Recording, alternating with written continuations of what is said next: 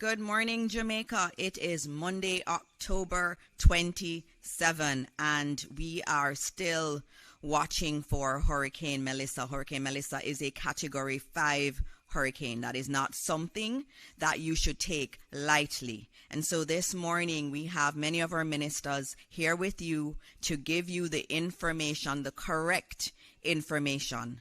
I am in so many WhatsApp groups, and I see all of these videos coming. Many of them are fake. And so we urge you to please listen to the official channels. We come here to give you information. We bring the ministers. We are taking questions from online also and from our journalists who are here. And so if you have a question, you can put it in one of the chats and we'll try to get to it. Please listen to the official sources. And with me today, I have several ministers, and we also have the Met Office with us too on ODPEM.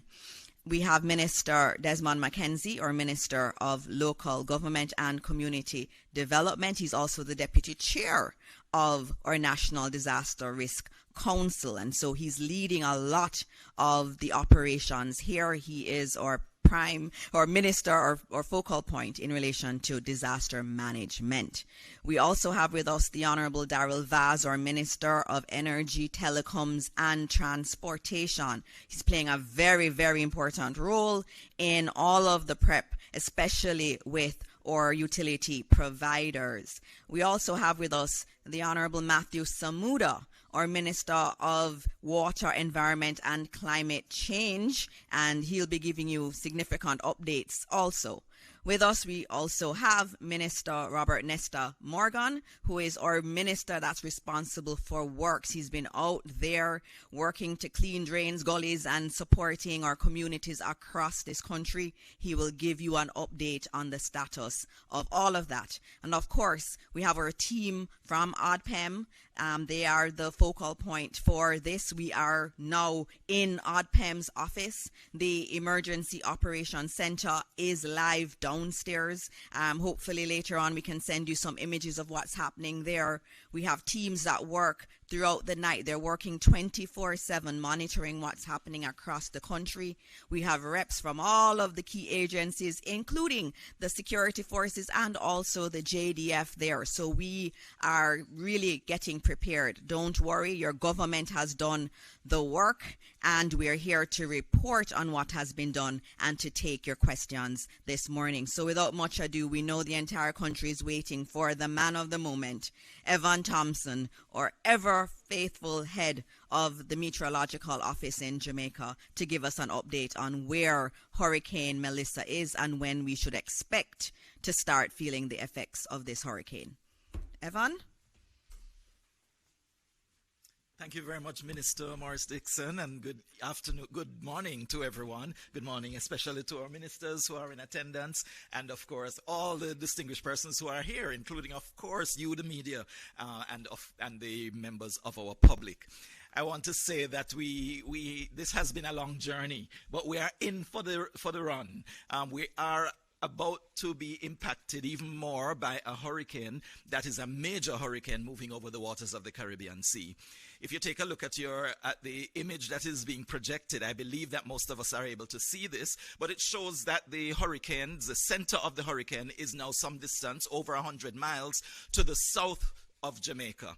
It is south really of one of those points along the coast of St. Elizabeth.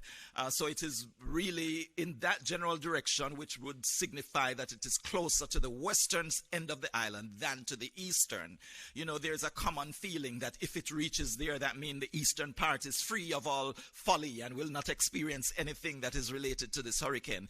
But I would like to tell you that that is not really the case. And although the center has moved past your longitude, which is how far west it is, you will still see that the situation will deteriorate further right across the country, and all parishes are likely to be impacted. This is a Category 5 hurricane. There are no additional categories for hurricanes. We go from 1 to 5. Any stronger than that is still a category 5. And so it is at the strongest category that it could possibly be. The system, yes, it could gain additional strength, but it will still remain a category 5 hurricane. Now, it is just about at the point where the projected path of it will indicate that it will move closer to the island. Over the past many hours, it has been moving directly west, which means that the latitude has remained the same. It has not moved any further north or dropped to the south. It has stayed at the same latitude, continuing westward over the waters south of Jamaica. So we will show you the chart of how it's moving in a little while. But let me show you what our radar image is projecting as well. The radar, the Doppler radar in Jamaica is showing that there are numerous showers associated with the system. The center, as I said, some distance to the south, but around that center, immediately around it, is a very tightly knit area of showers, thunderstorms, intense activity, also very, very, very strong winds. That is where the maximum winds of the hurricane are actually concentrated, in the eye wall, which is right around that eye. And it's a very distinct eye. It's a couple of miles probably wide. And so it will actually show when it moves, if it moves over the island itself, a number of areas will experience the calm of the eye. But of course, that cannot be possible until you have gone through the eye wall. And again, after the eye passes by, you have another aspect of the eye wall to go through as well. But this system shows, this picture shows that the system is generating lots of showers right around it. There are bands of rainfall that extend some distance from that eye. And here we see many of those bands also extending across sections of Jamaica.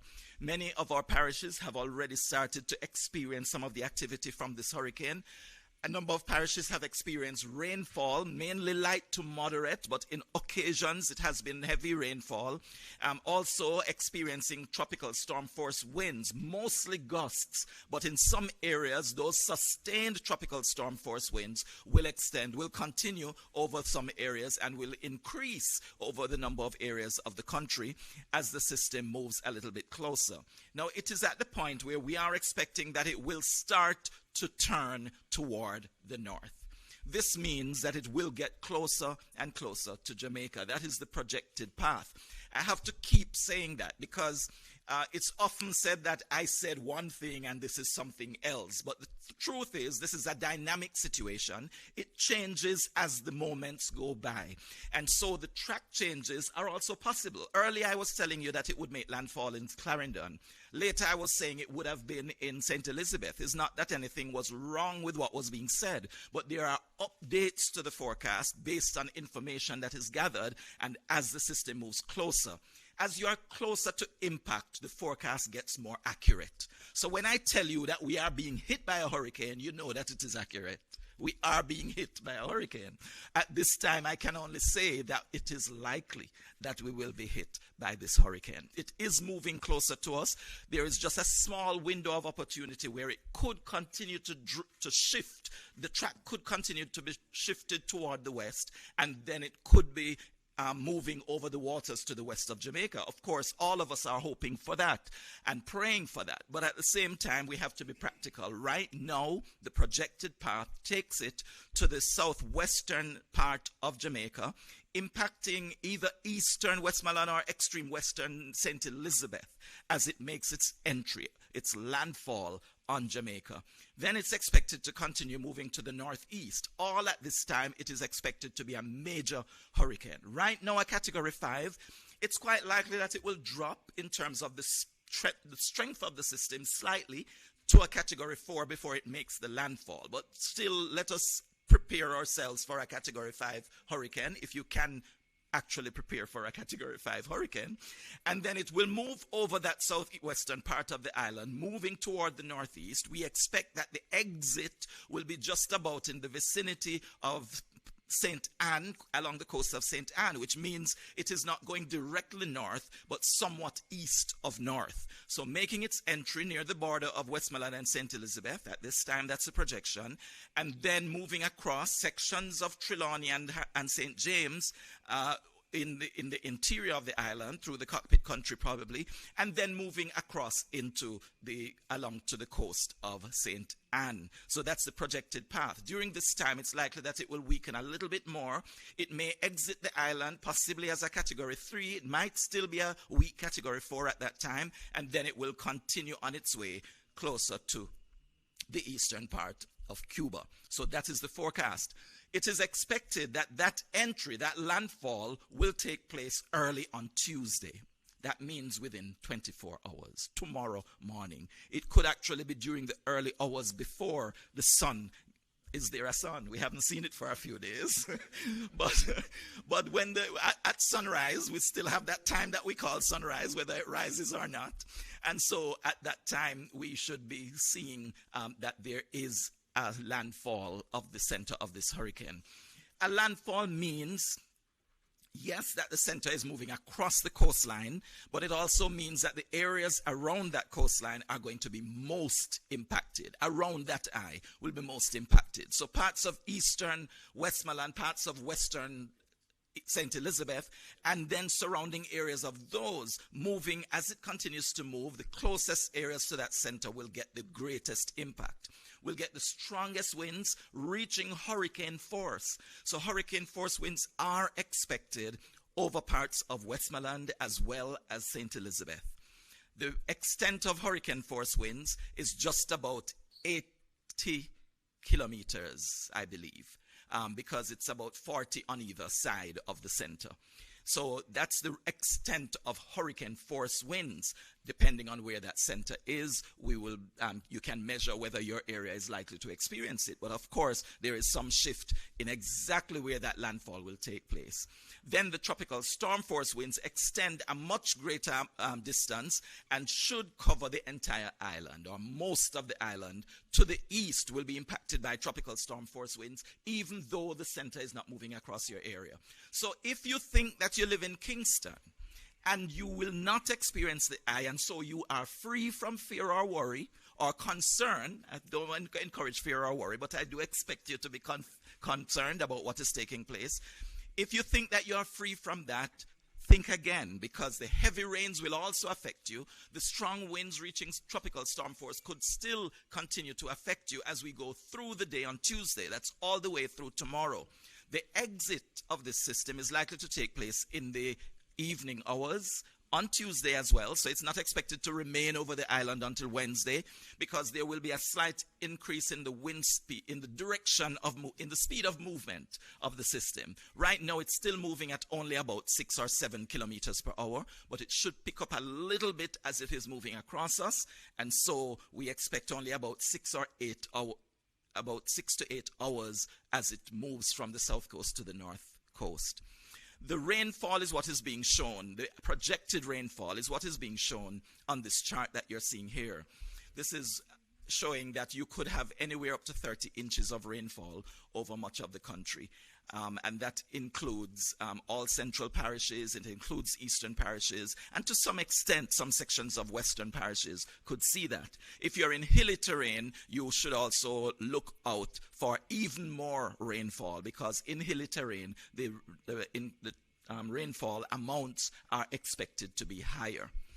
Of course, we expect that you will have a lot of flooding from this. And you can see on the picture that all of the island will experience even up to 20 inches of rainfall over sections of your area. So if you are in a flood-prone area, anywhere across the country, you can expect that flooding is going to occur as long as the system moves in the direction that is projected. Landslides are also a very real possibility and likelihood, because as the soil is saturated and as the soil is loose, we are expecting that we will have landslides as well.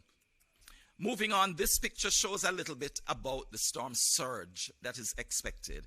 And there are some areas that are being highlighted where we see in the Black River area, that is where the highest likelihood of storm surge is at this point, based on the current projection of the track. The center should be just west of there, and therefore they would have the greatest likelihood of experiencing higher storm surges, getting up to like 16 feet. That's a possibility or 14 feet, I should say, in that area. As you move along the coast, of course, there are some areas that might not be impacted significantly by storm surge, especially if you don't have a gradual slope onto the land, but you might have a cliff face. But if you're moving into the Portland Cottage area, Salt River area, because you're in that little inlet, you also have a strong likelihood of experiencing some storm surge. It would not be as high as experienced over in the west, but you should also look out for some surge occurring in those areas of Clarendon and going into the Old Harbor Bay area. That's a possibility. Also in the vicinity of, as we move closer to Kingston, as St. Catherine as you move from across the border from St. Catherine into Kingston, St. Andrew, along the coast, could also experience some amount of storm surge. And that is basically it in terms of the technical aspects of this presentation. I just want to encourage all of us to have faith in this time, believe that we will get through it, and we will get through it together. Nobody is on their own. If you feel that you're on your own, reach out to somebody. And if you see somebody who is alone and who seems very depressed at this time, seems very anxious, please reach out and offer some words of assurance, because this is not the end. It's the end of my presentation, but it's not. But it is not the end of our time here on this earth. We will move past it, and it's not all doom and gloom. The good news is that we can still hope for that shift in the track toward the west that would take the center off the coast of the island. So I'm leaving you with that last message. Thank you. Thank you so much. Thank you, Evan, for that update. As usual, I'm going to take the questions for Evan. If anybody has any questions, we will get back to more questions at the end. So I just want to check if anybody has any questions. All right, over there. How are we going to get the microphone over to you? And please say your name and introduce which entity you are with. Mic check. You hear? Oh, okay. You hear me. Okay. Morning, everybody. Mahiri Stewart, Nationwide News here. Question for Mr. Thompson. In terms of the system's movement once it hits Jamaican terrain, in the event of a landfall, so it leaves the waters and it reaches our terrain, the hilly terrain, the valleys, all the different characteristics that we have, how will it reaching landfall affect its movement as it goes across the country? Thank you for the question, Nationwide News. What happens when a hurricane moves off the water is that it loses its main source of energy.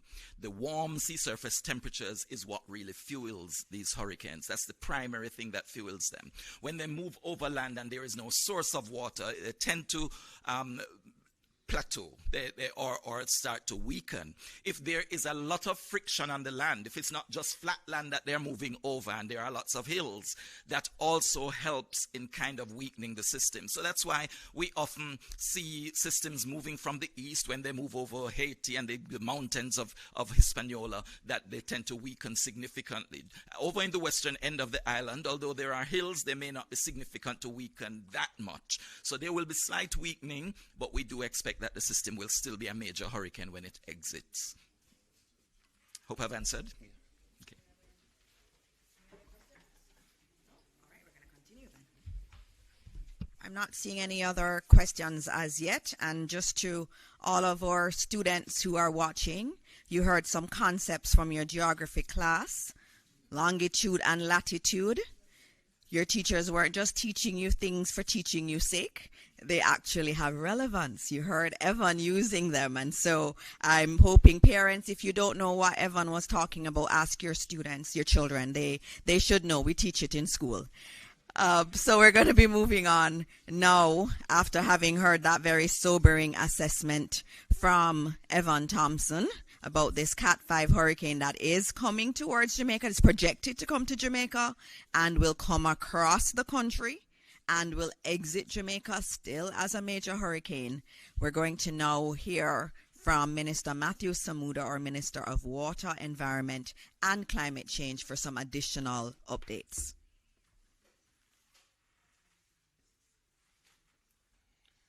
Thank you, Minister Dixon, colleague ministers, heads of agency, PS, members of the media, Jamaican listening and watching at home. 165 mile an hour winds, 17-foot storm surge, 30 inches of rain in some places is nothing to play with. I think everyone has been trying to bring it home to Jamaicans for the last few weeks. It's almost 2 weeks now based on the slow pace of the storm, the seriousness of the storm, and the potential damage that it can cause. We've started every press conference where I've had the opportunity to speak by simply saying it is not time to panic, but time to prepare. The time for preparation is all but over.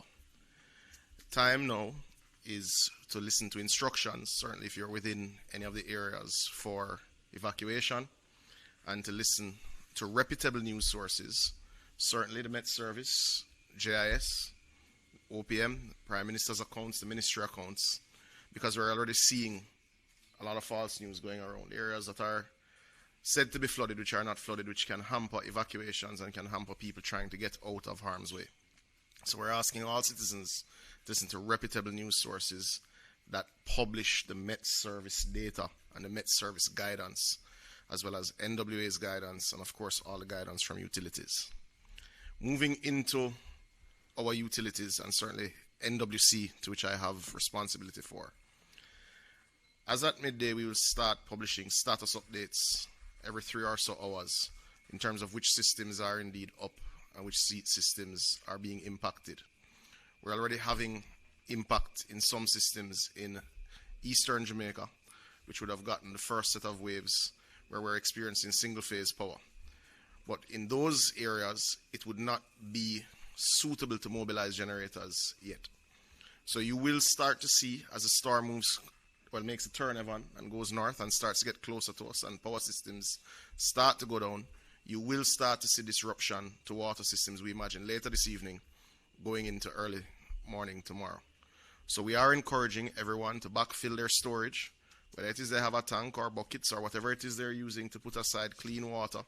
Now is definitely the time to put aside your water for storage and to use sparingly. Every drop will count. I am assured, having met with the senior management team of the National Water Commission this morning, that we are well placed to dispatch our 50-plus generators very quickly after the storm. We're in constant contact with suppliers. We're in constant contact with our emergency-based staff. And we're comfortable with where we are in that regard. I'm also comfortable with the work that we're doing with the JPS. JPS is, as we speak, in some areas, still, I know, doing some maintenance work on lines that go to particularly critical water infrastructure. And that does, I think that is a marked change from Beryl last year. As I said, this is a short update. The time for preparation is almost at an end. We encourage everyone to listen to the notifications and the advisories from reputable sources. We will ask you, post the storm, to be patient as we get the Water Commission systems back up and running. But we do have things in place, we believe, to get to 80% of our customer base relatively quickly. Now, that getting to, as we've said before, does not mean uninterrupted supply. Generators need resting time. Generators do have to be refueled. We will have to monitor these systems very clearly, but it will be a significant improvement from what you would have experienced in Hurricane Beryl. Thank you very much.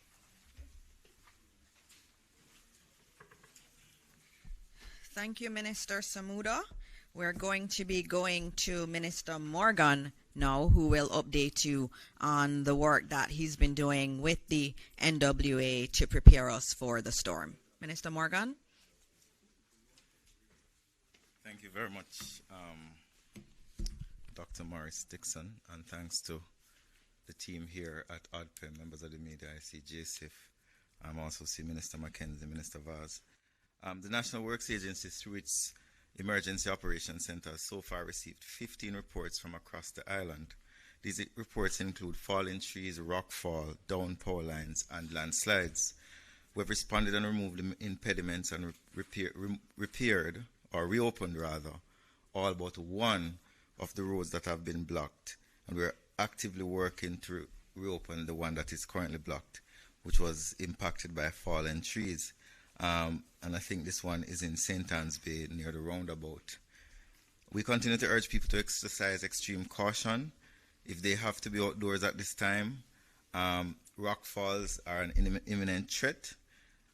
We have seen this along the Little Bay Main Road in St. Mary, and there are other places that are susceptible to this kind of situation, so we urge caution. We've done quite a bit of work across the island in terms of drain work mitigation, and several critical drains across the island have been impacted, have been targeted, and we will continue as long as it's safe to do so. So you would have seen even yesterday, we had a front-end loader in the Sandy Gully trying to continue to create a pathway for the water to move to the sea. On Thursday, we also started work on the channel to the sea in the Sandy Gully. And this section is critical. And I want to explain a little bit as to what we have done at the Sandy Gully. We were in the process of planning a massive rehabilitation of the gully, also a massive desilting program for early next year. But the hurricane did not acquiesce to our timing, and as such we had to move very quickly to the urgent work. The most important thing that we are trying to do is, one, protect the lives and property of the people who live adjacent to the gully past the bridge near Seaview Gardens, and two, the bridge that is on Spanish Town Road, which is a very critical bridge. It connects to the ports. As I said before, it connects to Jamaica's most important health facility, KPH, also Bustamante Children's Hospital if you're traveling from that side. So it's very important that we not allow that bridge to be damaged if the hurricane does inundate that area. We've removed 500 loads of silt from under the bridge or in the vicinity of the bridge over the last 5 days. Some persons are saying, well, we should clean all the way to the sea. That is 1.5 kilometers from the bridge to the sea, and it is 37 meters wide. If that section that we cleaned was 500 truckloads of silt, think about how many trucks and excavators and backhoes and front-end loaders would be required to remove 1.5 kilometers of silt with a width of 37 meters, a couple thousand trucks. So we have done as much as the engineers have said we can do at this time to create a pathway under the bridge so that water can flow. Based on what we have done, the bridge is safer, the flow is no longer compromised. And while we have done much work to mitigate the impact of the impending hurricane on our infrastructure, we want to appeal to the public. And I know Minister McKenzie has done so, and Minister Samuda has done so, Minister Vaz. Do not interact with infrastructure that you think is compromised. If the bridge looks shaky, do not attempt to go on the bridge or across the bridge. Do not try to traverse gullies that are flooded. We've had historical evidence of persons in very powerful vehicles seeking to traverse gullies, and they lost the competition. So we're advising the public that this is a serious hurricane. Our gullies cannot be used while they are flooded. We know that persons may be wanting to go to their farms and visit their relatives after the disaster, but we must listen to the bulletins from ODPEM and the other relevant entities to tell us when the infrastructure is safe. The National Works Agency will carry out a very quick assessment of infrastructure after the storm has passed and when it is safe for our teams to do so. Because you see a power line falling does not mean that the lines are dead. And sometimes our teams have to wait on the utility companies to tell us that these lines do not have electricity in them before we can clear the road. And those are some of the things that we have to do before we start clearing. But we'll be doing critical assessment of our important infrastructure, and we'll advise the public when this infrastructure is in a state that it can accommodate persons and traffic. So we are asking citizens to avoid using or approaching any road or bridge or structure that appears to be damaged, cracked, or unstable. And you can report such cases to our emergency center. And I will repeat the number. I will give you the number here. 658-213-2557. That's 658-213-2557 to 60. Let me give it a third time. 658-213-2557 to 60. Or 876-312-3991. 876-312-3991. And 876-312-3987. Or you can contact the Office of Disaster Preparedness and Emergency Management. I wish to thank the NW teams, the contractors and first responders, and community volunteers who continue to serve on the front lines of this period of national emergency. I want to repeat again. Can you repeat again, Desmond? Or I want to repeat. Do not cross flooded gullies and roads. Do not cross flooded gullies and roads. Do not seek to navigate compromised or damaged infrastructure, whether it be bridges, whether it be culverts. Report damage to ODPEM and the National Works Agency. I also want to say finally, some gullies will not be able to accommodate the volume of water that is about to fall on Jamaica. I'm speaking directly to the persons on the McGregor Gully and Burger Gully. You know that when it rains heavily, the gully overflows. There are other communities across the island that know when it rains heavily, the gullies are not able to accommodate the water. You should move. The government has opened many shelters, over 800 shelters across the island. The shelters are safe. The National Works Agency and the emergency services may find it challenging to rescue you during the hurricane when the gullies have topped their banks. So we're asking again, while we have done mitigation, mitigation will not necessarily conquer a Category 5 hurricane. So we're asking persons along these gully banks to be careful, to watch, to leave if you can, or to leave if you, well, you should leave, as we know that the gullies will not be able to accommodate the water. Thank you very much, ladies and gentlemen. Thank you, Dr. Morris Dixon. Thank you very much, Minister Morgan. And as I listen to you, you know, as Jamaicans, we remember other times when we've had floods and we've had rivers that became impassable and we had people trying to go through gullies. And as you were speaking, I was remembering something that only Jamaicans would have reference to, was that Can I Cross It song. Remember Clifton? Yes, that's what you were saying. Clifton Brown, he said, we cannot cross it, and we're not going to cross those bridges, and we're not going to go across those rivers. We're going to heed the warnings that have been given here. And so, with that said, we are now going to be having Minister Vaz, but before that, just reminding you that as Minister Morgan has said, a lot of work has happened. We do have NWA here in the room, so we can also take some questions after. But their teams have been out there working really hard to do as much mitigation work as they possibly can. And so we thank you and we thank the teams that are out there working with the NWA. We are now going to move to Minister Vaz. Everybody wants to know what's going on. We know the airports are closed. Energy, transportation, telecoms. Morning. I'm moving away from saying good morning. And from now until whenever we recover, I will just say, Almighty Father, spare us. Let me start with some of what I've said before. The airports remain closed until such time as the hurricane passes. The toll booths are all open, all, both on the east-west and the north-south, not just on the main, but on the exits as well. And those will remain open until such time as the recovery of the hurricane is at a point where we can reopen.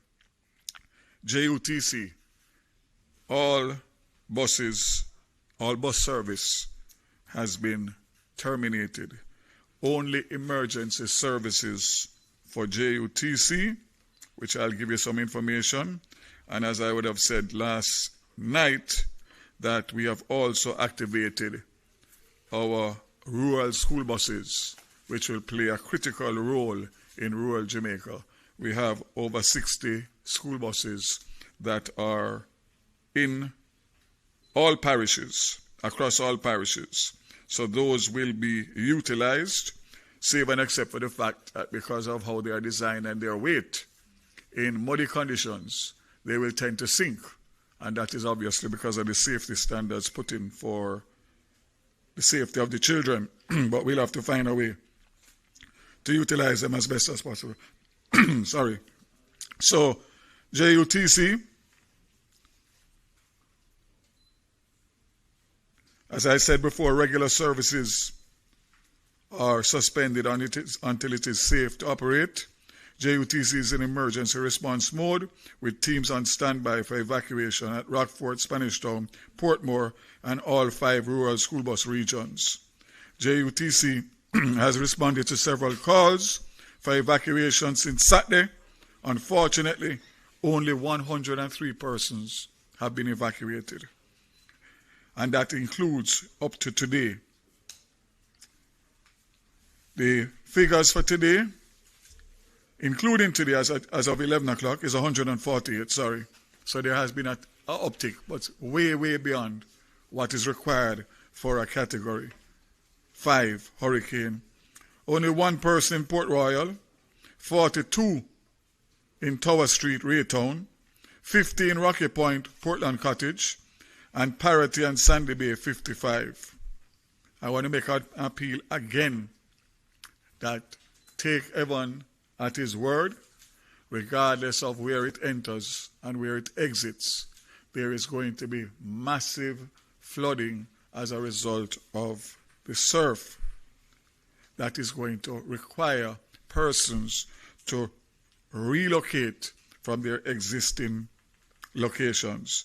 So again, I can only add to the call, but advise you to listen to the government and listen, or should I say, if you don't want to listen to the government, listen to Evan.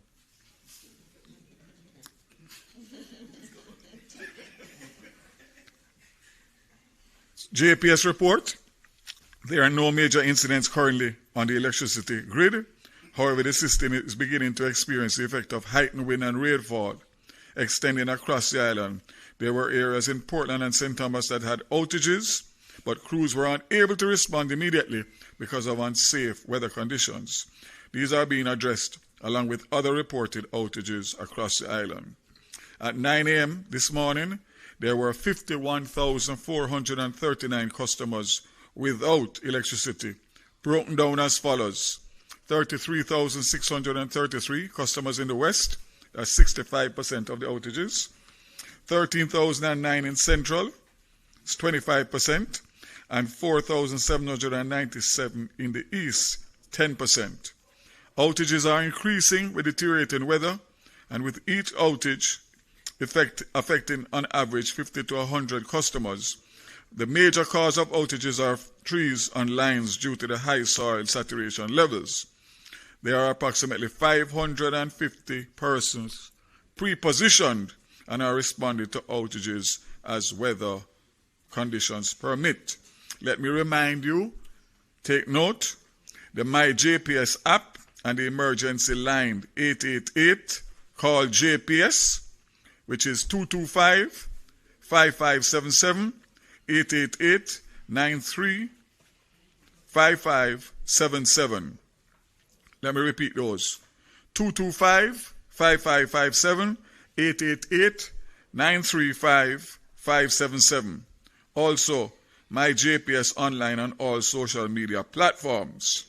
The JPS mobile app can be downloaded from the Apple Store or the Google Play. I recommend that everybody does that so that you can at least report and get a reference number in order to send. So let me say, once again, that we continue to monitor. I must tell you that I've gotten several calls around the corporate area of power outages, and we have not had any level of rain or wind. So I did have some terse words this morning with the JPS, because I told them that if that is what is going to be the norm in terms of 12 hours to respond, it's not going to happen. It's unacceptable. So keep faith, keep strong, and know that you have a government that is going to be there for you, with you, but you need to be smart. If you are smart, we can work together. If you are not, unfortunately, you will pay the consequences. This hurricane is real. Thank you very much. Thank you very much, Minister Vaz. For those who are just joining right before Minister McKenzie comes, just reminding you that Melissa is a Category 5 hurricane that's projected to make landfall somewhere near to the border of St. Elizabeth and Westmoreland. Airports remain closed.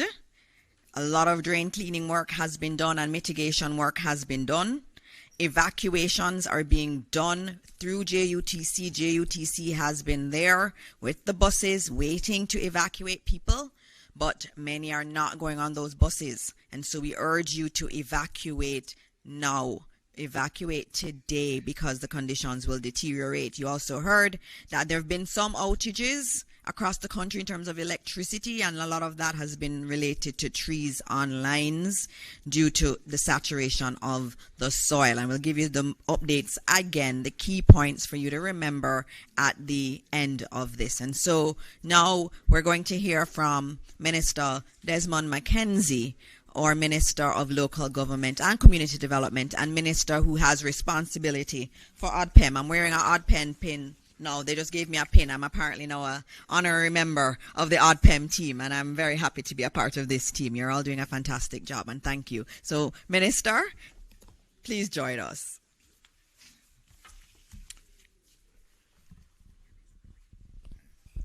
Thank you, Minister. Good morning to each and everyone, and especially to my colleagues. Welcome, Minister Morgan, for joining us this morning, and to our viewers. First of all, let me start off with some information on our shelters. As I have reported previously, there are over 800 shelters across Jamaica. Of the 800 shelters that are open,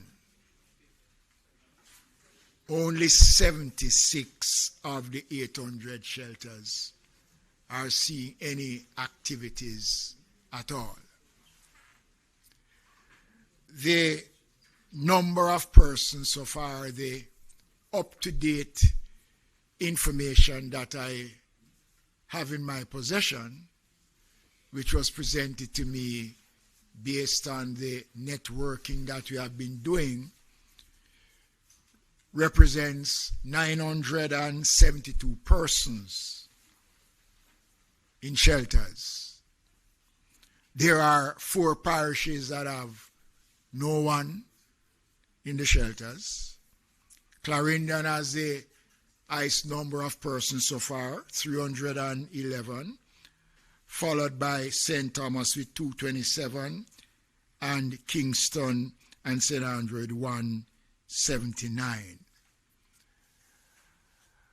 I am hoping that the next update that is presented will show a much greater picture, because I'm concerned that in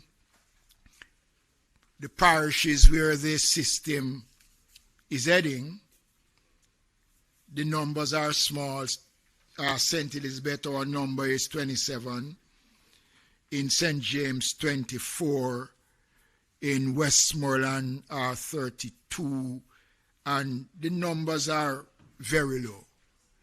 I am expecting that by later this afternoon, we will see increase numbers of persons going to the shelters.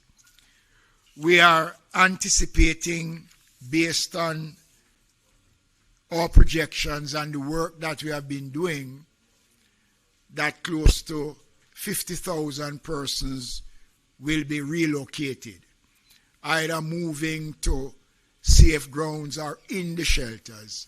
But we are expecting that over 50,000 Jamaicans and more will be moving. It is important, ladies and gentlemen, that I again emphasize the importance of the mischief that is being made, the false and malicious information being circulated about the use of shelters. Someone sent me a message which say that there's a fee being charged for the use of shelters. Nonsense. What is happening is that there is an attempt by persons with bad intention to create confusion at this time. The country don't need confusion at this time. The only passport one need to go to the shelter is that you go, the shelters are there, we separate male from the females, families stay together, walk with your medication, walk with some water and crackers for the first couple of hours, but once the centers are activated in a way, there is nothing that those persons who are in the shelters will be denied of. Again, I urge Jamaicans not to listen to misinformation. It is bad at this time for us to be getting this kind of information. We still have some challenges with some of the persons on the streets, the homeless. On my way here this morning, I passed about 6 of them with their cell phones doing TikTok. I want to make it clear. The mandatory order has been signed and is in effect.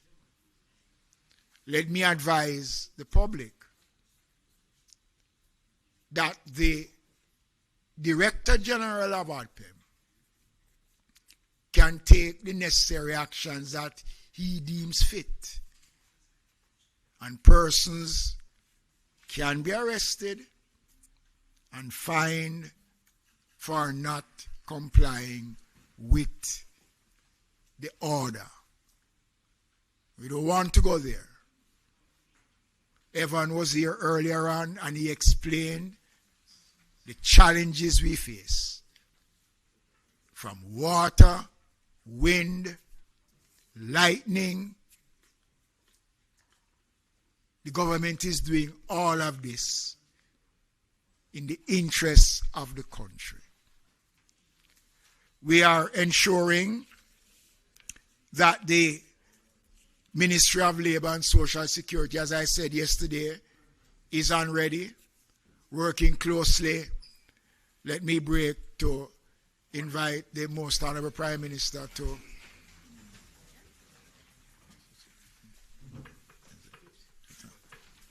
the Ministry of Labor and Social Security, along with the Office of Disaster Preparedness and Emergency Management and the other agencies, are fully activated. And already we are seeing where persons have been reaching out, seeking assistance, and we have been responding as we get the calls. So, ladies and gentlemen, it is 11:30 in the morning. There's not much time left. We have done everything that we can. And I am concerned. So far, I presently have the team working on getting more details out of the various parishes from our coordinators as to the numbers in regards to the shelters. The issue around the question of cranes that I raised, the city engineer for the KSMAC have been engaging contractors, and I understand that there is a method that is used in the industry that would allow the cranes to remain. I'm not a technical person, but what I do know is that I noticed at least 2 of the ones that I spoke about was taken down, and I want to commend them for that. But Jamaica, we are in the final stage of Melissa's coming. We can only do so much. At the conclusion of this press briefing, I'm going to take a walk or a ride on the streets of the corporate area to see what is happening and try to engage some more of our homeless population to go into the shelters. So this is my brief update on the state of readiness. A couple reports coming in, Minister Vaz, that there are a couple block roads in Portland, and the municipal corporation has moved so far to regain access to those roads that were blocked. Thank you. Thank you, Minister McKenzie. And we now will move to our leader, our Prime Minister, who will be speaking to you. He has been coordinating all of this effort that we have. He is the chair of the Disaster Risk Management Council, and he has behind the scenes been calling all of us ministers and having us give our updates to him. I know later today he will also have a cabinet meeting, and so he is leading us on this mission to make sure that we are ready and that we have our systems in place for recovery. And so please welcome our Prime Minister, Dr. the Most Honorable Andrew Holness. Good morning, everyone. Thank you, Dana. Thank you, ministers, members of the press, Jamaicans at home and abroad listening. First, let me say that the mobilization of the government and our other stakeholders and partners could only be described as heartening. I am generally satisfied that all the entities, the entity heads and staff have responded. Right now, we're here at the ODPEM's headquarters, where the national emergency apparatus has been stood up. This is where all information will be fed and coordination will take place. So if I were to grade the preparation of the country, I'm a hard marker, so I would give it an A-.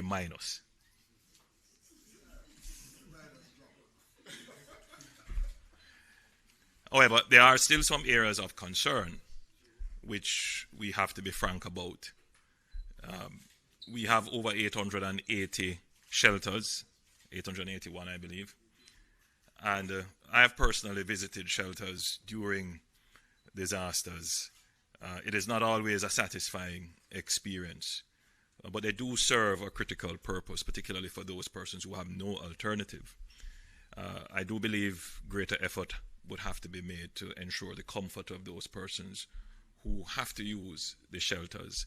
And I am monitoring reports that persons have turned up to shelters, and shelters are not, they may be activated, but for example, they can't find the person who should open the shelter with the key. They're there, they know it should happen, but they're just not on spot when people come.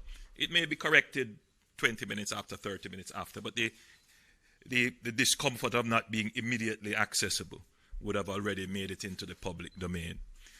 And so, Minister, I think we have to strengthen this part of our preparedness of getting the shelter managers to not wait until someone is coming. Once we activate the shelter, it should be open and ready for persons to come in, even if no one comes. And so that is something we need to refine. I think we have addressed the issue of food and other preparations being in place. We have moved them in proximity. We don't always put them in the shelter beforehand because all kinds of things can happen. And when people actually arrive at the shelter, they don't have the supplies. So the supplies are pre-positioned and can move very quickly. This leads me then to say to the public, the government is not telling you that everything is perfect. There's no plan that is perfect except the plan of God. And man is fallible, so errors will be made. But that is not an excuse. In a time of disaster, we must take a zero-fail approach to the systems that we are building. So in as much as I'm talking to the public, I'm also talking to the heads of the institutions that are gathered here. Make greater effort to ensure that there is zero fail in our operations. We also note concerns about drain cleaning. The government has said we have spent over $400 million on cleaning drains and making preparations. But yet we see videos circulating of drains not clean. One of particular concern would be the mouth of the Sandy Park, the Sandy Gully, forgive me, the Sandy Gully drain, where there is a clear buildup of sediment right at the mouth. That is where the drain meets the sea. And there is concern that that could cause flooding. Now, of course, I am not an engineer, but from what I've been told and what I understand, the NWA has made a trench, in fact two, I believe, through that mound of sediment that has built up, which would allow the flow of water. But in any event, if there is a significant flow of water, the drain is already at sea level, and it is likely that what will occur is that the flow of water will wash the sediments and all the garbage down into the sea. So while it is a concern, it could cause flooding, the general thought is that it would not necessarily, in this instance, be a cause of flooding, because the pressure of the water coming down would be enough to move most of that sediment. But regardless of whether or not that is the case, the NWA has made the provision of cutting a trench through the sediment. The difficulty being that it is over a mile of sediment, and therefore the government, we would not have been able to, even with a month's notice, to move that sediment from the gully. So the best effort would have been to clear a path through the sediment. Also, we have taken a strategic approach. I've been informed by the NWA that in terms of cleaning the drains, they are not able to clean the length of all the drains. What they try to do is to clear the entrances for the tributaries into the drains and anywhere that a potential blockage could occur. So close to bridges where the gully is narrow. And I use this as a segue. Yesterday, I received a call from the NSWMA explaining to me, I thought I saw Audley Gordon here, that they're receiving increased calls for garbage collection. And of course, they were trying to influence my mind to make greater allocations to the NSWMA over the NWA. But we will make sure that all the entities have the appropriate allocations. But in that conversation, I was told that the greatest call now was for the removal of cuttings and trees. It's very important, though late, and the NSWMA will do as best as they can with the equipment that they have to move the cuttings, because it is the cuttings that creates the greatest harm to the blockage of the gully. So I know that citizens are following what we have said, cut trees that are a danger, but then don't move the trees and the cuttings to a point where the water could take them, and then they end up being lodged, turning sideways and creating a block in the gully pathways or drain pathways. If you can't get them carted away and they have to be on your property, secure them so that if there is flooding or water passing through, they are not moved into the drains, because that is where the real flooding impact will be caused. So I make that appeal. So the NSWMA will be moving as quickly as possible. I doubt they can be moving now and for the next 24 hours until after the hurricane. So I'm appealing to all citizens, if you have cuttings, secure them. Don't allow them to be washed away onto the roads. They will end up obviously in drains. And that goes for any garbage that you may have at this point in time, because that is what could really cause drains and gullies to be blocked and to overflow. I am sufficiently satisfied that the security forces are properly deployed in such a way as to prevent any break in law and order. Whenever there is any kind of disaster, there is always be that element in our society who is not a part of the common good and has no concern for their neighbor. And we have to protect ourselves against them and protect them as well. And the security forces, they are properly mobilized, and they understand how we should posture in this disaster. The rights of citizens must be respected at all times, even in a disaster. And so we have a legislative framework that will not just guide the emergency responses of the NSWMA and NWA and ODPEM and so forth, but it also guides how the security forces will respond. We urge persons to stay inside, stay within the precincts of your home, the curtilage of your property. Don't venture outside unnecessarily, because the winds, as you can see, can pick up at any time. The rains can come at any time. You can be caught in a flash flood. So we urge you to, at this time, stay inside. That's the safest place to be at the moment. And that gives less work to the security forces. Looting and other kinds of antisocial behavior, which I would include having parties in the rain, playing football in the rain, running in the gullies. I urge all our citizens, and I make a special appeal to our young people. Some have never really experienced the true impact of a hurricane. I urge you to stay inside. And I ask our heads of households and elders to engage with our young people so that they understand. More and more we are becoming sensitive to the issue of persons' mental health. Situations of uncertainty lead to panic, and it can lead people to deviant behavior that sometimes we who have been experiencing this matter may look on and say, this is stupid behavior, but really it is just part of the psychology of fear and anxiety that we need to have a better appreciation for, and we really need to talk to our young people so that they understand and they don't make light of it or make more than it is. Now,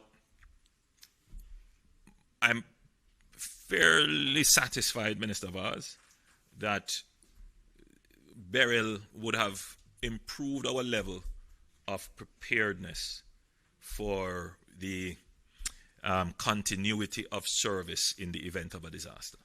So between JPS and our telecoms, I'm expecting that there should be a certain robustness, meaning the ability to withstand the impact, and a certain resilience, meaning the ability to recover quickly.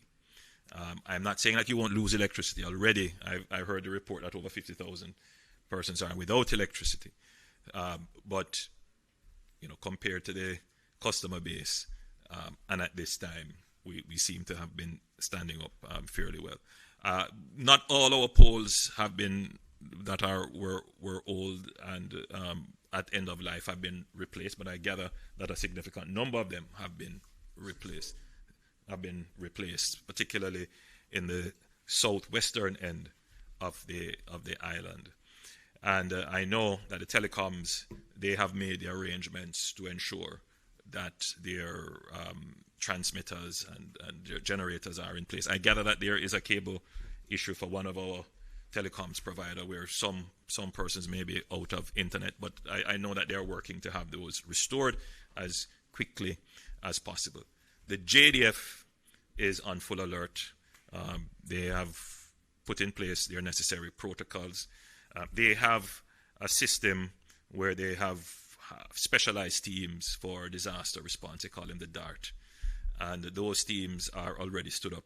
But directives have been given that the entire JDF is now the DART. So their engineering corps, their various regiments and so forth, everybody will be used for the national good if we have a strike on our country through this hurricane category 5 that could cause significant dislocation. So we are as prepared as we can be. Of course, there is still room for improvement.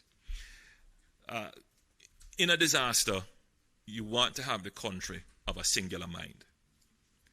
That means we are focused, because if it is that there is dissonance, then the need for a reaction and the reaction time is slowed, and that itself becomes a disaster. We have always had a very slow, if not non-response to the call for evacuation.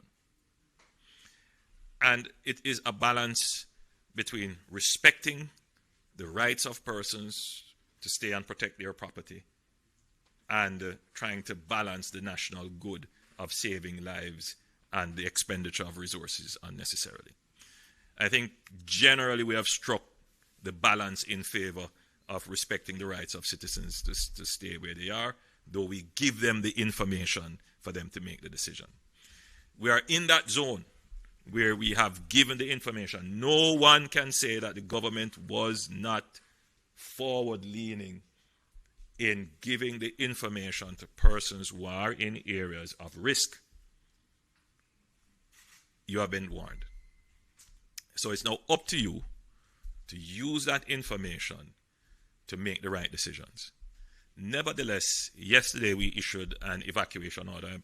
I'm not sure if Minister McKenzie listed the communities for which the orders apply, and ODPEM, in assessing the situation, will effect the order depending on how the situation unfolds. Meaning that ODPEM with the security forces could very well go into some areas and effect, I'm using that word euphemistically, effect the evacuation of persons who are there. I don't know if you have started doing that yet. You have? You have started to go into areas to ask people to move and to actually move them. Okay. So, I just use this opportunity. I know it has been explained already. But this is an unusual system. Normally, a hurricane, you focus on two things, wind and rain, because it happens very quickly. Now we have to focus on three things. It's wind, rain, and the length of time it will probably linger over the country. Whilst we understand wind and rain and what it can do, but if it stays for a very long time, you're not just dealing with saturation. You're dealing with a higher level of destruction, a higher probability of landslides, a higher probability of flooding, even in areas where flooding would not have taken place. So we have to bear that in mind and be prepared. Very quickly, as we move to thinking about recovery, a part of this preparation exercise is to ensure that we can immediately go into the relief phase, which is to ensure that we can get food and other provisions and medicine particularly to persons who, especially persons who are low-income earners, who would have stocked up from Thursday or even Wednesday, they would have gotten maybe a 5-day or a 6-day supply. By the time of the impact, they would have been running out of supply. So ODPEM, the Ministry of Labour and Social Security, they must be on the ready that immediately after the passage of the event, the communities that would be in need, which we would have already known and identified, that provisions, humanitarian relief is up and ready for those persons and communities. In terms of the impact on the GDP, last burial had an impact on 2 quarters of GDP performance. It did drag down our growth, and this event would have already started to do so. Every day that business activity is closed, destruction of property, especially public infrastructure, the closing of our airports, the closing down of our hotels, all of that will have an impact on our economy. And we have to therefore be very cautious about how we spend. There are those who would be saying, spend now, spend now. You have to be so careful about how you spend. And so we, in the government, we have developed a multi-layered disaster response system in terms of our fiscal management, and that involves first and foremost the funding of the Disaster Management Fund, which is funded, and that's where we're doing our first drawdown from now to do all of this mobilization. And then we have a contingency. So in addition to provisioning the fund, in the budget we actually have a line item, a contingency, and that's about $5.3 billion that we can pull on. Of course, it doesn't mean that the money is there, it's just that we have budgeted. We have to wait for the tax flows and or pull from other areas, but it is budgeted. And so we will be able to do the emergency responses based upon that threshold that we estimate what a disaster could need to be funded in the immediate time after the hurricane. Outside of that, we have various insurance provisions that are triggered by the threshold of impact, and then we have credit facilities that we have arranged. So we should be able to mount a response, but that is all dependent on the level of the catastrophe. All right? So if it's a burial type catastrophe, or maybe even a little bit more than burial, we should be able to manage. If it's bigger than that, then we'll have to recraft. But what we have done so far is the first expenditure. We have spent it on ensuring that the infrastructure can withstand the impact. So that's mitigation, cleaning the drains, the gullies, and so forth. The second expenditure would be on ensuring that the MPs and other entities that have a kind of direct relationship with communities and people, that they are provisioned. So we have given them the first provision, and that is to deal with any emergencies might happen. You know, somebody runs out of prescription and they can't get the prescription right away. Somebody runs out of food and they come and say, we don't have any food, or our community is at risk and you needed to get some sandbags. Just quick emergency responses. So we have provided that after the disaster, there will be other provisions to come. But it's all very well structured. And from the burial experience, you would know that that was the way in which we approached the disaster. So all in all, I think Jamaicans can rest assured that everything that needs to be done for the provision and preparation of a response to the disaster is done. We are already now thinking about the second phase, which is the relief phase, and then we will move into the recovery, and then we will move into rebuilding, depending on the extent of the damage. As I close, and I'm looking at where the hurricane is positioned south of Jamaica, moving westward, given the circumstances, the best outcome would be that it continues to move westward. The models are seeming to converge that it will make a northward turn. So I have gotten so many calls, and I have been on my knees in prayer. And I know that there are Jamaicans here praying for us, Jamaicans overseas praying for us, but more than that, it would appear that the entire world is praying for Jamaica. I've gotten so many calls from leaders from all over the world, in particular CARICOM leaders, who are all praying for Jamaica at this time. I'm a firm believer in prayer. I believe, in our national anthem, which calls on the Almighty to guard us with his mighty hand. And in everything that has happened, in all the storms that we have faced and the hurricanes and the disasters, I am a firm believer that God has guarded us, even in spite of ourselves, even when we deviate and even when we are recalcitrant children. It is clear that there is a divine hand that is at work, and we should continue to petition as much as we can in our private moment, gathered as prayer warriors, as many have done, to pray for our nation. In Jesus' name, we pray. Amen.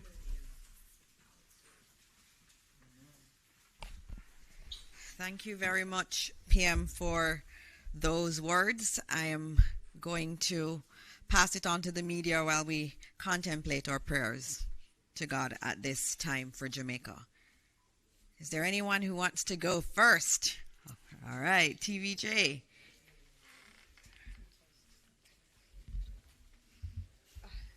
I have a lot of luggage in my lap. Good morning, everyone.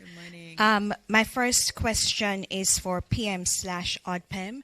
There was a talk of the mandatory evacuation for the 7 communities in Clarendon, St. Catherine, and St. Catherine, as well as St. Andrew and the other, about 4 parishes and 7 communities. I wanted to find out, because PM had a banter with ODPEM head about the security forces possibly moving in with persons under the mandatory evacuation order. Just trying to find out, is it that persons were, for want of a better word, forcibly removed? Because he spoke about balancing rights, and how many such persons complied following the evacuation order. All right, thank you. And we just needed to remind our colleagues, all Jamaicans, of where the areas are: Port Royal, Kingston, Portland Cottage, Clarendon, Rocky Point, Clarendon, Old Harbour Bay, St. Catherine, Taylorland, Bull Bay, St. Andrew, New Haven, St. Andrew, and Riverton City, St. Andrew. Those were the areas under the evacuation order. Minister? Just to say that when the evacuation is being undertaken, the buses are accompanied by all elements of the security forces. So they go with the JDF, they go with the police, they go with fire, and they go with ODPEM officials. So that is the purpose of it. We are still talking with communities, but we have to allow communities to understand that, it is not just the way that they want to. But I'm hoping that we will not really physically move anybody. We will continue to persuade Jamaicans, so, and I know they will eventually in the long run. Okay. And just to be clear, as I said, that we are now in the zone of respecting the rights of the people, but providing them with information. But walk with me for a moment. Let's not bring this into the universe. But if there were a catastrophic event and persons were there in the path of the catastrophe, and we were still able to go, because it's a big if we were still able to go, then the country, the government, and myself, I couldn't sit by and see my citizens in danger, and I am able to go and save them, even if they don't want to be moved, and I don't do it. But I couldn't do it unless it is within the law. And that is why we make the evacuation orders, so that if that scenario were to materialize, within the law I am acting. And so the compulsory evacuation orders have been put to ensure that there is a legal framework for the government to act. And that's why we put in place, we make sure that under the Disaster Risk Management Act, we put in place the declaration of a threat to Jamaica so that we are able to then do the necessary actions. And then, should the hurricane hit, we would move from a threat to actually declaring a disaster area. So at all times, there is no break in the legal framework under which the government is operating. My understanding is that buses and the police and the military were mobilized into communities. I've seen some of the videos with the police over their loudspeakers encouraging persons. So that's what we've been doing, encouraging them. But I'm not certain if we have done any compulsory evacuation. I don't think so. I don't think so. But the provision is there. Okay. May I, Minister? Yes. Okay. And this is for Minister McKenzie. You spoke about the shelters being activated yesterday. One of my colleagues in St. Elizabeth visited the Treasure Beach area earlier today. There was no one at Pedro Plains Primary, and the Flagaman Community Center, I was told, was in poor condition. Some of the windows were out and persons had to seek shelter at a neighbor's shop. So wanted to find out what was the issue with shelter in the Treasure Beach area and if there are any other issues across the island. Okay, there are some shelters which will be relocated based on its present location. And there are a number of shelters in St. Elizabeth that would fall in that category, where because of the intent of the system and where the system will land, those shelters would not be relevant at this point in time. We will check on that one that you mentioned.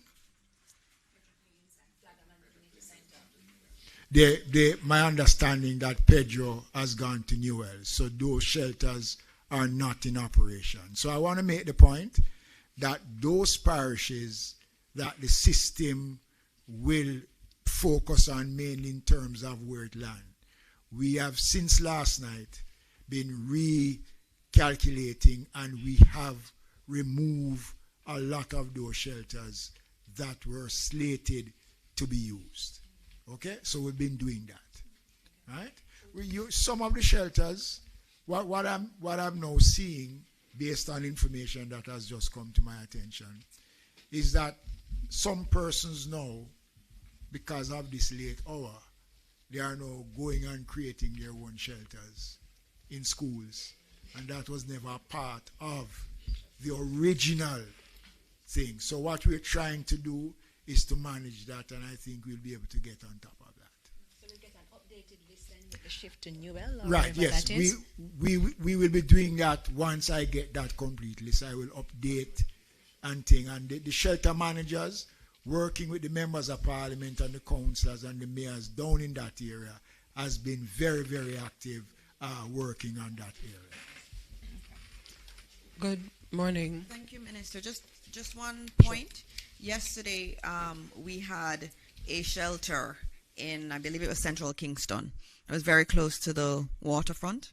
And given the storm surge numbers that we had to move those individuals further inland. And so they were moved to a shelter that was more inland. And so it's quite a dynamic situation with the shelters. So depending on the data, that's why we have the Met Office here all the time. And another good thing is Jamaica has its own Doppler radar. So we can see where the squalls are coming. We can see where the storms are. We know we have a lot of information. And so as we get the information, we actually make those changes. So Newell is actually a shelter. It's just that they're moving individuals from one, right, Mr. Thompson? Moving from one shelter to the other, given the issues with that shelter. And so some changes will happen. We will notify and we'll get the message out as best as possible. We do have parish managers that are responsible for these shelters and are coordinating, and we'll just continue communicating. All right. I know there's another question right here. Okay. Right here. Good morning, everyone, ministers and team. My name is Twyla Whelan, and I am with the Jamaica Information Service. I wanted to ask about the plan of action for special groups, persons with disabilities, expectant mothers, the elderly, especially those who are alone, if there's a specific emergency response for those groups. Sure. Thank you for that question. the Office of Disaster Preparedness and the municipal corporations would have in their record, based on assessment that was done by the youth summer employment workers during the summer, to identify communities where the elderly persons who are physically challenged lives. So there is a team that is coordinating those efforts, and in most of the communities that is known. Okay? And then there is the center here where persons can call if they are having difficulty, and we will be able to respond. But basically, all of those things have been taken into consideration because we have done a survey using the youth summer employment workers and the SDC to collect data in communities, working with the political directorate and the disaster coordinators island-wide. Thank you. And some of the shelters have been fixed in a way that persons who are physically challenged will have easy access to our shelters.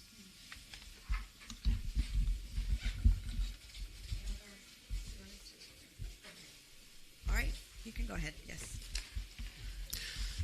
Good afternoon again, everyone. Mahiri Stewart, Nationwide News. My first question is to Minister McKenzie. Minister, you told me last night that extra relief efforts were made in those southern parishes that are expected to experience the landfall first. Could you just tell me how successful those efforts were and what they consisted of? Well, one of the first things that we did is to reposition items that was sent elsewhere once we took that decision. The engagement with the teams on the ground, including the political directorate, the mayors, the councillors, the members of parliament, working with the various entities, the church organization, we looked at it, and they are presently working. I know, especially in St. Elizabeth, a lot of work has been done to relocate individuals, and then we have to work with the transport authority to reroute transport. Got a call from the mayor in Port Maria about a situation where a shelter is situated close to the river threatening. We have just made arrangements to relocate the shelter. The persons here have coordinated that. So we are working, and it is work in progress as long as the window allows us to work. But we have done all that is necessary, repositioning the items and provide the requisite transportation to get the individuals to where they are to be. And on the back of that one, in terms of our teams, and especially in St. Elizabeth, Minister Vaz, I know you want to give an update in terms of JUTC. JUTC has been deployed. They were in particular areas last night when we saw where the track for the hurricane had shifted.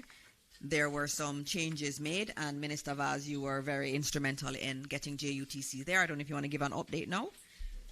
Just to say that since we started the press conference, we have gone from 148 evacuations to 301. What have been reported by the JUTC is that the residents are saying that they don't want to leave until late afternoon. So I'm making an appeal.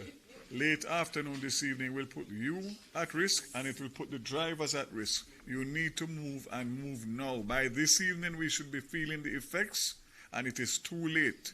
So we have seen a vast increase in the last hour and a half, from 148 to 301 in different areas. But there are still people with buses ready to move that are saying that they don't want to leave until late afternoon. Late afternoon is too late. I know we have a culture of last minute, but there's no last minute in a hurricane. You need to leave, and you need to leave now. Thank you. All right.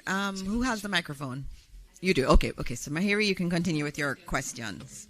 Second question is for the Prime Minister. Prime Minister, there seems to be, I guess it's safe to describe them as a select few on the outside looking in that's questioning Jamaica's ability to prepare for something as unprecedented as a Category 5 hurricane.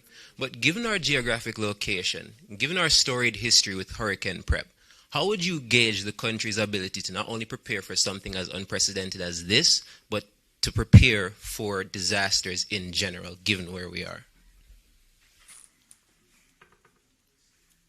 Mahir, I'm going to answer your question shortly, but as this is such a dynamic situation, I neglected to mention that since the onset of this threat, we have received calls of support from our partners. I don't want to list everyone, but I think I should say the UN, the British, the United States, French, the EU, CDMA, which is our local operations. And in fact, all the CARICOM countries have reached out to pledge support in one way, shape, or form. And I want to thank all of them, thank all our partners for being so willing to support our recovery effort and to support our preparation efforts as well. I raise it because in the burial in the burial challenge that we had, it was clear that our coordination and mobilization in this respect was not as efficient as it should have been, which is what prompted me to do a review of our operations. And I believe we are benefiting from that review now. Major General Anderson, now Ambassador Anderson, championed that, and I've been in touch with him recently in terms of just going over what were some of the weak areas in the review. And I believe we have now worked out how to have that fully coordinated, particularly Ministry of Foreign Affairs, ODPEM, Customs, and all the other entities that would be involved in managing the international philanthropic and donor experience. So I think we'll be in a far better shape to ensure that there is greater efficiency and less bureaucracy.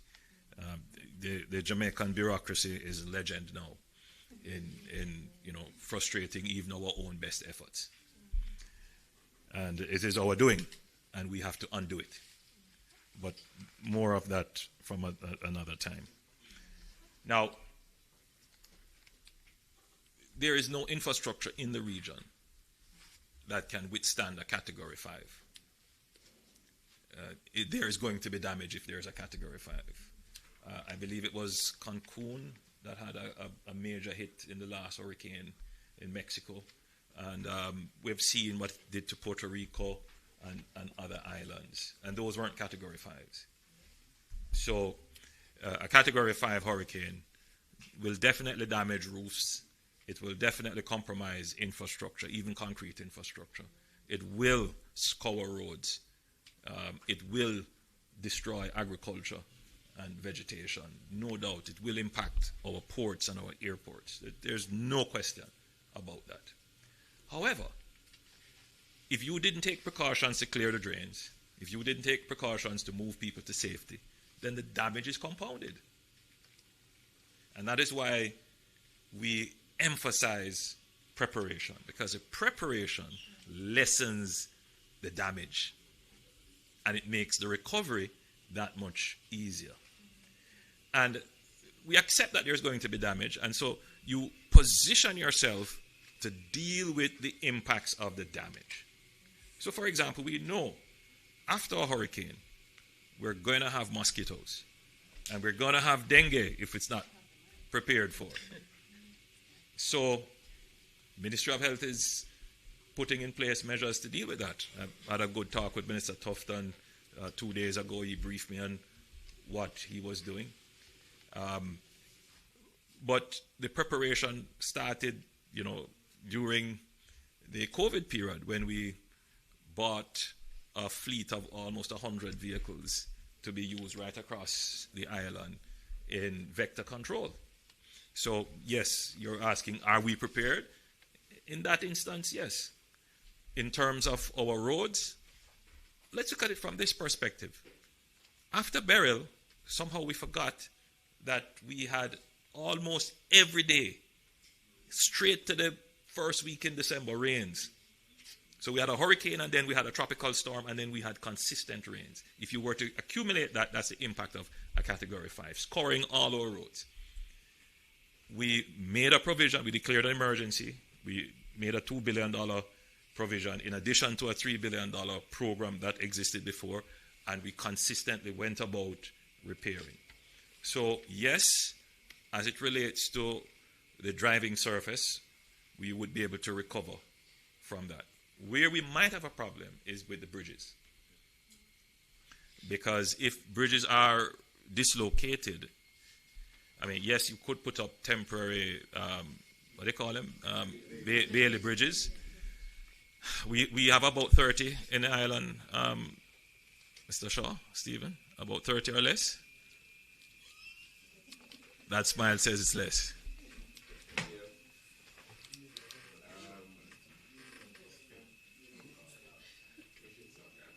Yeah, that smile tells me that my initial thought is that yes, we would have a problem with the bridges. We wouldn't have enough to be able to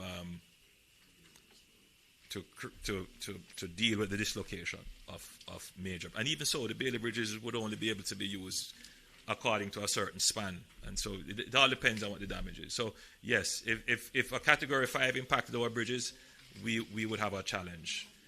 Thankfully, however, we already have a program in place which is going through the process to replace, to replace 55 bridges. So if any of those 55 that we project to replace were damaged, then we would have to accelerate the process to do that. In terms of telecommunications and the electricity grid of a Category 5, thankfully we have pre-positioned linesmen. I know that JPS has the necessary stock, so we should be able to start rebuilding the network if it got hit at a Category 5 level. Telecommunications, I suspect our providers have made provisions and have tried to harden their infrastructure to withstand Category 5. In terms of trade, meaning the distributive trade, the ability to supply food, and if ports are unable to receive shipments, I'm told that we have supplies that would carry us for at least 12 weeks or more. And we have been told by Petrojam, Minister Vaz left, that they do have approximately 10 days of supplies after of refined products that could carry us after the hurricane has hit. So Category 5 would be a really bad disaster, but what I don't want is for Jamaicans to get into a depression that it would be the end of the world. What I want you to always be is positive in your outlook, and that even if the worst comes, we will be able to recover. That's the position. Just to say, and we have been saying this for a very long time, but I don't think that the public has internalized it. And I'm going to use this opportunity to say what I have said 100 times already through all my budget presentations, all my speeches to the country, that we're living in a period of time where the norm is disruption through various challenges and events.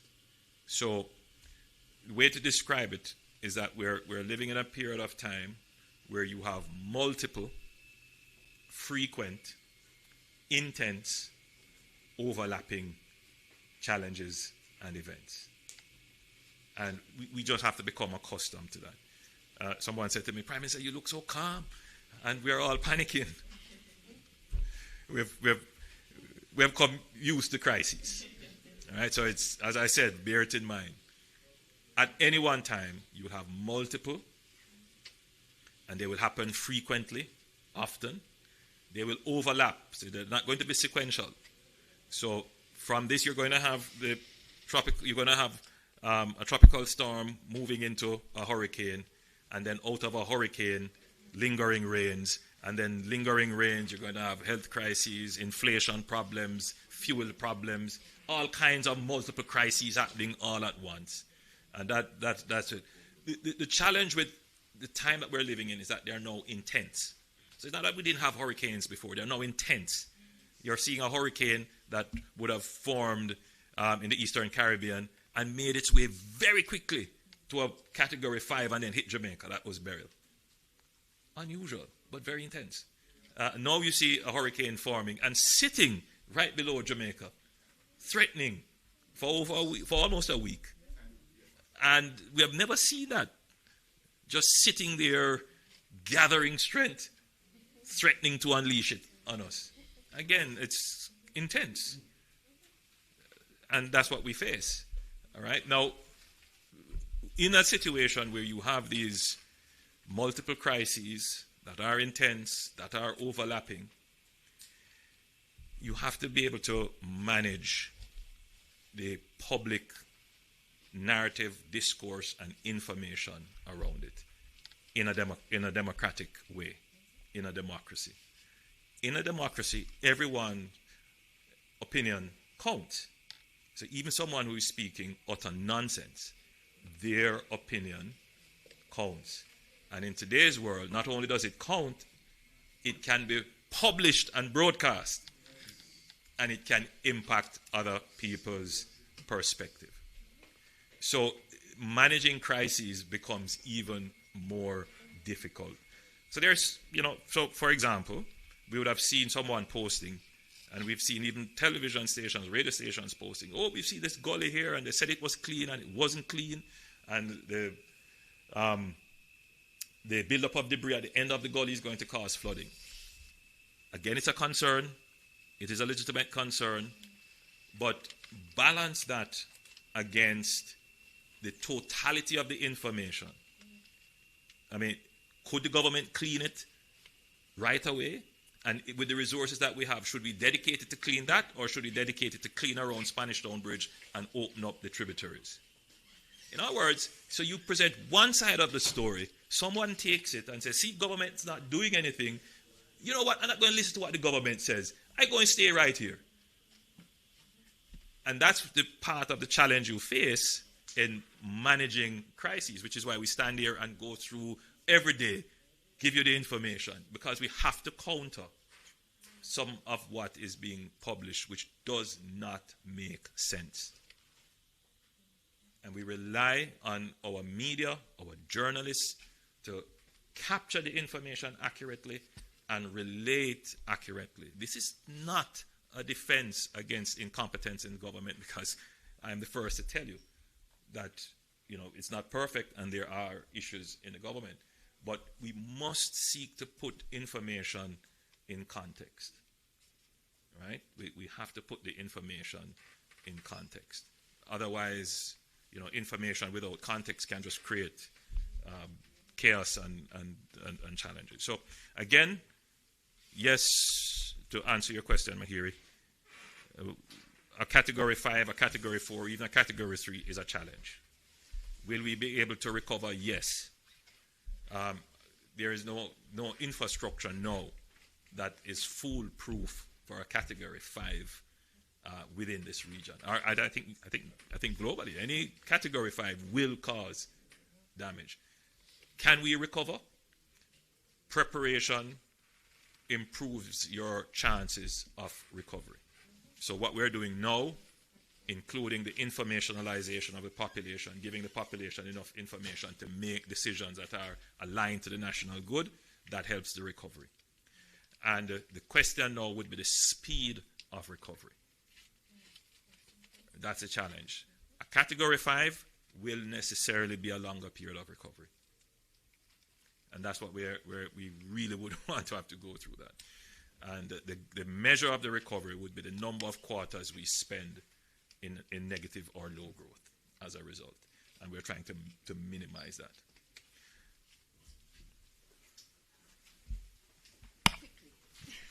All right, I have some from online from other your colleagues online. So I'll go to TVJ for another question from TVJ. Very quickly, Minister, can you state so far how much the government has spent on hurricane preparations? That's one. And I know it's early yet, but based on the forecast from the Met Office, is it a possibility that Jamaica's catastrophic bond will be triggered in this instance?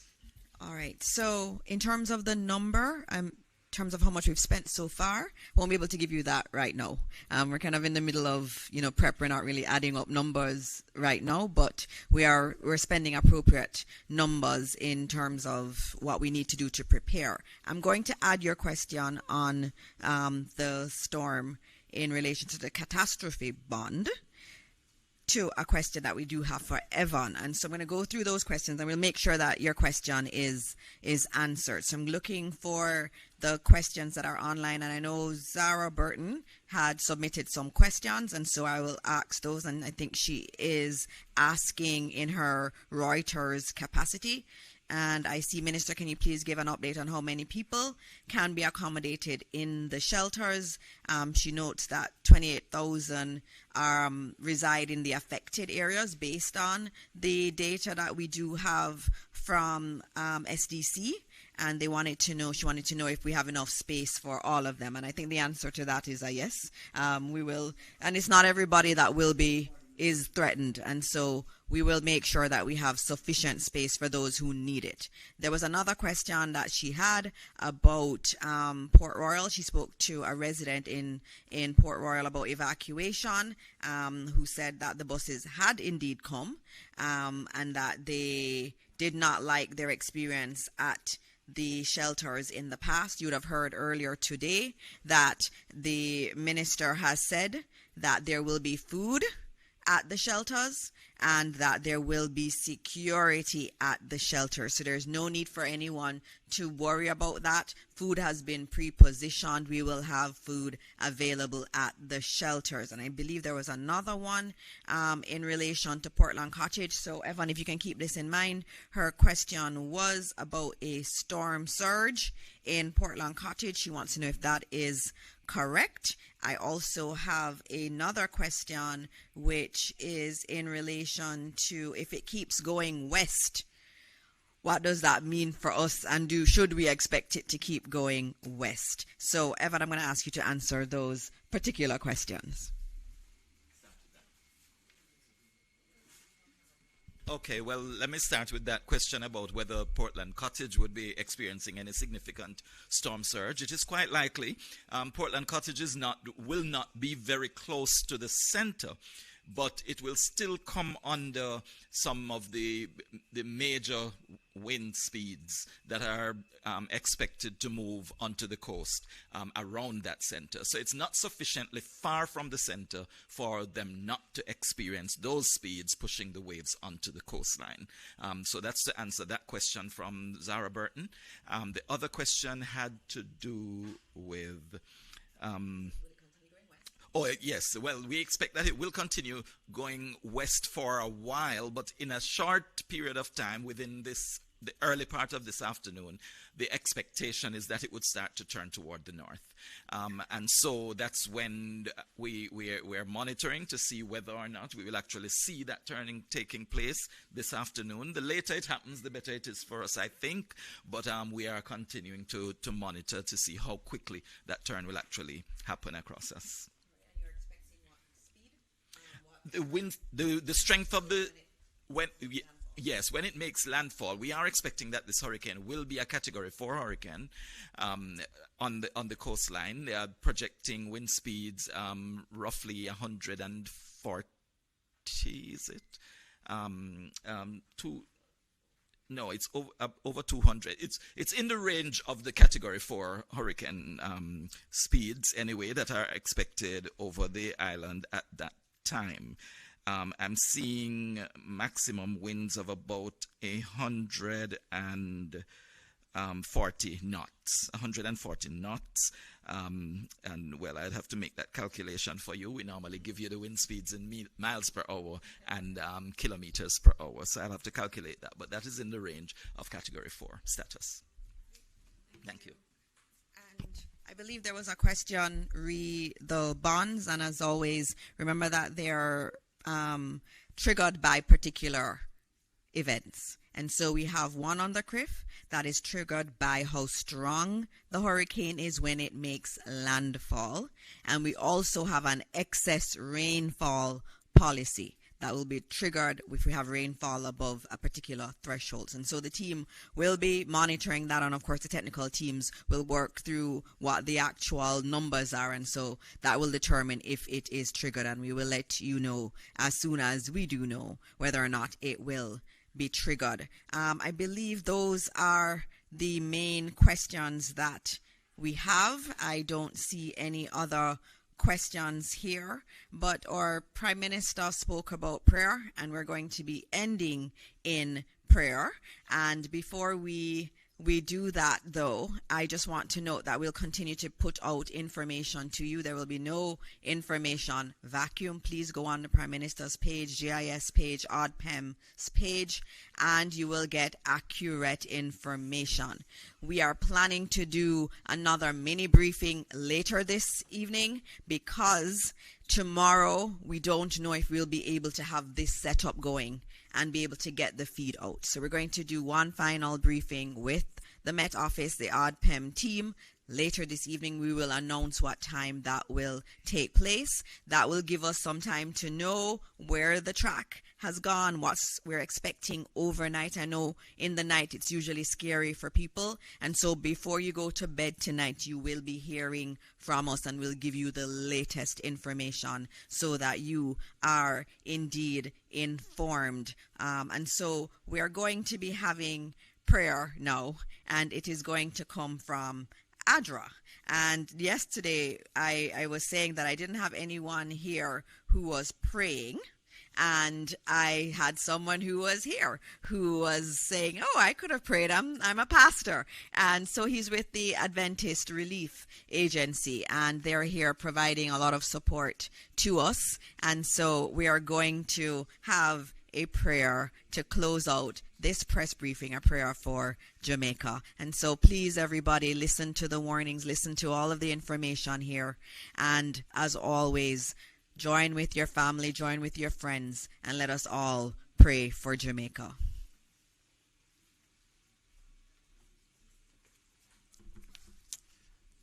Good morning.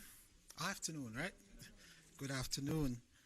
I am Pastor Patrick Boyne. I am representing Pastor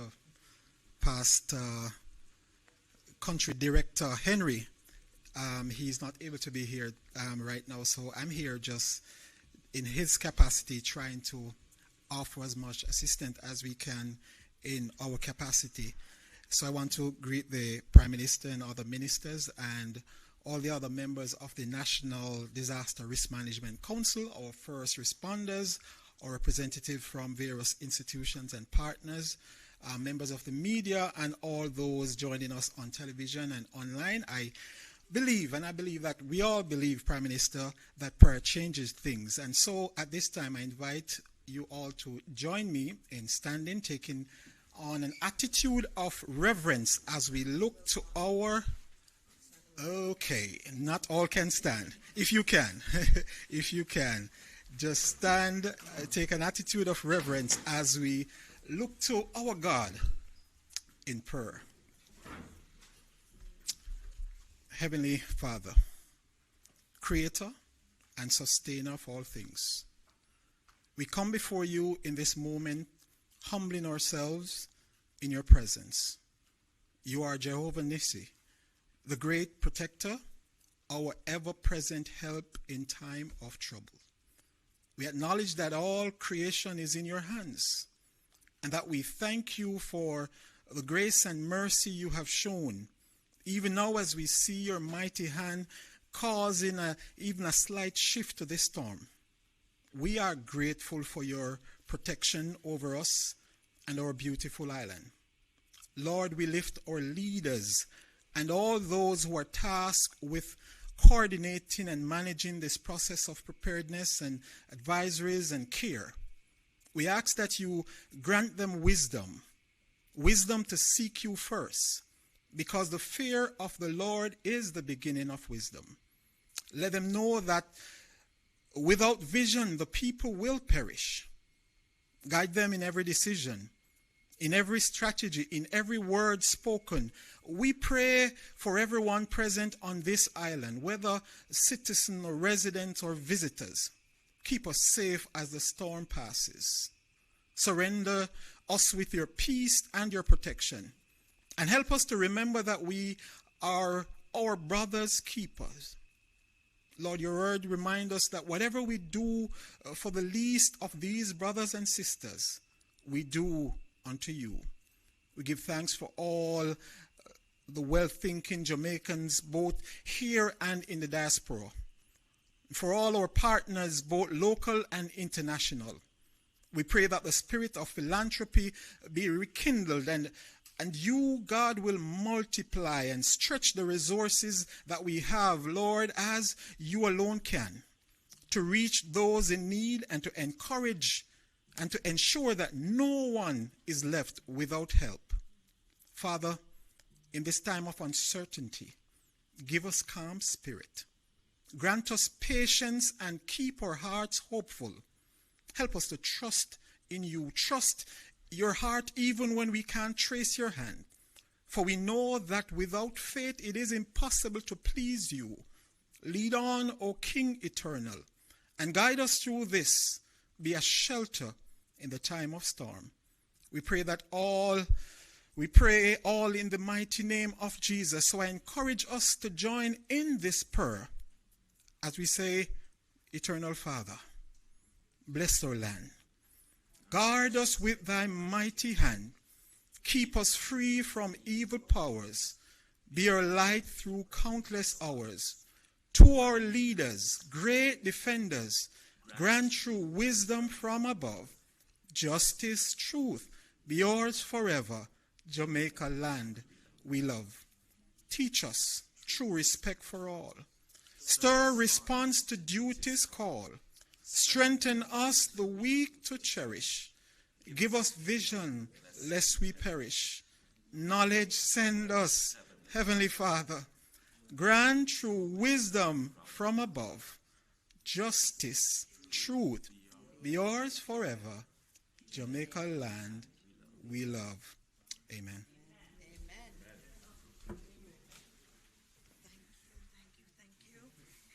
Thank you so much. I mean, it was just at the last minute, Pastor Patrick Bowen from the Adventist Disaster Relief Agency. Thank you so much for that prayer. And so we are going to be closing out this press briefing. PM, you said you were calm. I got something this morning that said that in the midst of a storm, God either quiets the storm or quiets the person leading those in the storm. And I think he has blessed you very much, PM. And so thank you all, and God bless Jamaica, and we'll see you later this evening for another briefing. Thank you. We're working on that. 7 o'clock-ish.